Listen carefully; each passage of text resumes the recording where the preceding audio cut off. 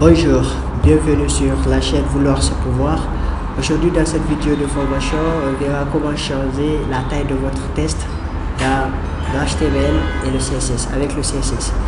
Voilà, pour le moment je vais vous montrer d'abord, voilà, là c'est le test qu'on veut changer, ça c'est dans l'HTML, ça c'est dans notre navigateur. Et voilà, pour changer la taille de notre test, il faut d'abord qu'on crée le CSS. Voilà, je l'ai déjà créé, il est là, on va introduire. Là, on va changer d'abord quoi?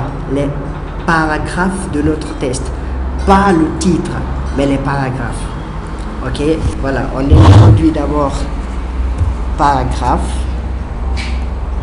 Ok, paragraphe. Maintenant, pour changer la taille d'un test, il faut introduire la fonction font size. Font size permet de changer la taille de notre test. Voilà, mais il y a assez d'options pour pouvoir changer. Voilà, la première option c'est quoi? D'abord, il faut utiliser, vous pouvez utiliser les chiffres, par exemple 14 pixels, 13 pixels, 18 pixels, 17 pixels. Vous pouvez aussi utiliser les mots, par exemple small, pour ceux qui comprennent anglais, small, large, x small, x large, etc.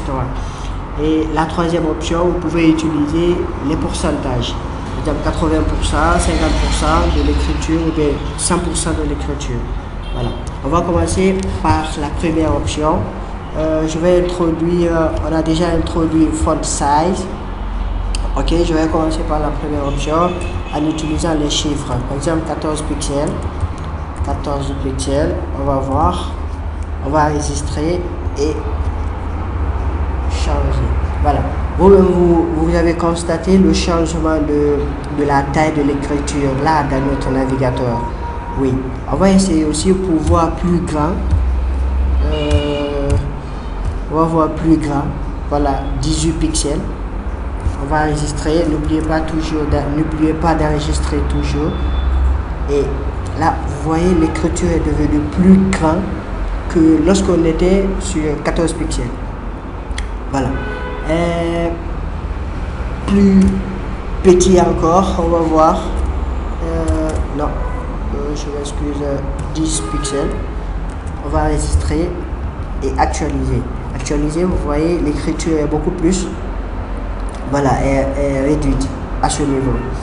Et ici, nous utilisons aussi la deuxième option. La deuxième option qu'on utilise là est les mots, par exemple en anglais, small.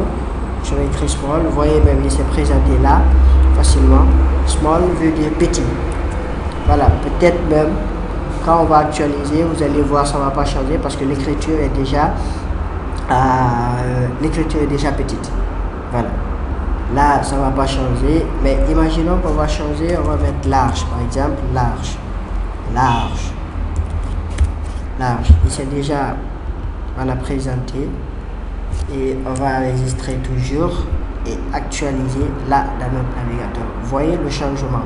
Ça, c'était la deuxième option. Vous pouvez aussi faire agrandir plus grand que ça, x large ou bien xx large. Ouais, c'est possible. Avec, on enregistre toujours, et bien là, on agrandit. Voilà. Là, c'est pour pouvoir agrandir l'écriture. Ça, c'était la deuxième option. Et parlant de la troisième option, en utilisant les pourcentages, imaginons à 80%,